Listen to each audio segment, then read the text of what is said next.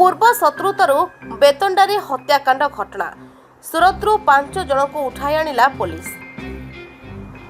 जाजपुर जिला धर्मशाला थाना अधीन बारबाटी पंचायत बेतंडा ग्राम में जमीबाड़ी को नहीं लगी रही पूर्व बद हत्याकांड घटिता घटन धर्मशाला पुलिस को बड़ सफलता मिली। यह घटन पुलिस 8 जन को गिरफ्त कर कोर्ट चालान करथिबा बेले बहु अभियुक्त फेरार थिले। तदंत बल में धर्मशाला पुलिस विशेष सूत्र खबर पाई सूरतरू घटन संपृक्त 5 जन को गिरफ्त कर कोर्ट चालान करथिबा धर्मशाला थाना परिसर में खबरदाता सम्मेलन में जाजपुर एसडीपीओ शरद पात्र सूचना दी। ये आज जो आपण मान कोटे जो डकाई जो प्रेस मीट में ये कहना चाहूँ आमर गोटे धर्मशाला थाना गोटे केस होता 156 17/4/2026 तार कंप्लेनेट थिले कावेरी मल्लिक आमर बेतेंडा बारबाटी धर्मशाला थाना जाजपुर जिला तांकर से लिखिते 17/4/2026 रे आसिक लिखित अभियोग कले जे तांकर पड़ोशी माने तांकरी वंशर से पड़ोशी माने तांकर स्वामी और तांकर ननदेई माने भेणईर जे मृत तांको भेणई सहित फेरुतिले तांको घर गाँवर घर पछपट रास्तार तांको आक्रमण कले। ये आपन जो देखुचंती ठेंगा फारसा जो बड़ कटुरी इथिरे तांको आक्रमण मरणांतक आक्रमण करी तांको हत्या करथिले गोटे बिल बादाम बिल तेणु एतला पाइला परे आमर धर्मशाला थाना केस रुजु होता 156/2026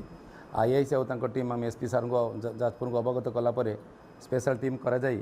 आमर प्रथम 17 तारिख दिन जेहेतु केस है से में 8 जन को गिरफ्त कर फरवर्ड करूँ। जो मुख्य अभियुक्त जो 5 जन आउ थिले से माने तांको खोजाखोजी भितर से माने ओडिशा छाड़ी सूरत पलैथिले। तेणु आमर गोटे टीम सूरत जाई एसपी जाजपुर सार निर्देश क्रमे एवं डीजीपी महोदयंकर अनुमति क्रमे गोटे पुलिस टीम आमर देवता बाबू और अन्य माने जाई आमर पाणीकुल थाना जड़े एसआई थे विश्वजित दास आमर देवता एसआई एवं पुलिस टीम जाकि आमर सूरत रे चढ़ऊ करी 5 जन को 5 जन गिरफ्त करचंती। सेठाकर सूरत कोर्ट रे एमानकु प्रोड्यूस करा जायथिला। सूरत कोर्ट प्रोड्यूस कला पर एमानकु ट्रांजिट रिमांड मिलथिला। तांका ट्रांजिट रिमांड जे सरीगला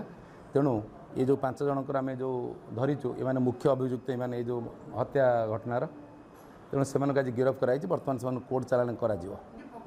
गोटे घर को लगी गोटे बड़ जमीटे रही से जमीबाड़ी बद केन्द्र कि जमीबाड़ी बहुत दिन चली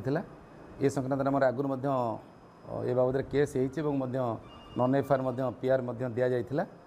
तथा जेहेतु जमीर भाग तक छिड़ी ना तेणु पूर्व शत्रुता को केन्द्र कर यह हत्याकांड संघटित होती से जो घटना घटी पूर्व दुर्घटना से घटना केन्द्र करके घटना घटला। घटना जो दिन घटला एतला हबार 24 घंटा नपुर आम 8 जन गिरफ्त करूँ कोर्ट चालान करूँ एवं 17/4 होता से घटना एमान जेहेतु राज्य बाहर को चली जाते सूरत को एमान को 3 दिन तले सूरत रे गिरफ्त कराइला। आज तंकर रिमांड सरला ट्रांजिट रिमांड तेणु आज प्रदर्शन कर घटना परदिन पड़ते जिते से गोटे लुनारे फेरुले बारबाटी बजार रू से पीछा कर जाते खबर नहीं कि तेणु घर पछड़ जो रास्ताटा अच्छी गोटे मठ सेठी अच्छी से मठ पाखे प्रथम अटके आक्रमण कर लोक दौड़ी घर पाखु पलि आसी घर पाख पुणी घर पाक टाणी नहीं से हत्या करते 13 जन संपृक्त बर्तमान आम आउ कि रखीचु एग्जामिनेशन करूँ इंटरोगेशन चली आदि किंतु एतला अनुसार आम बर्तमान मुदेला ठीक सरले ये मुख्य आज्ञा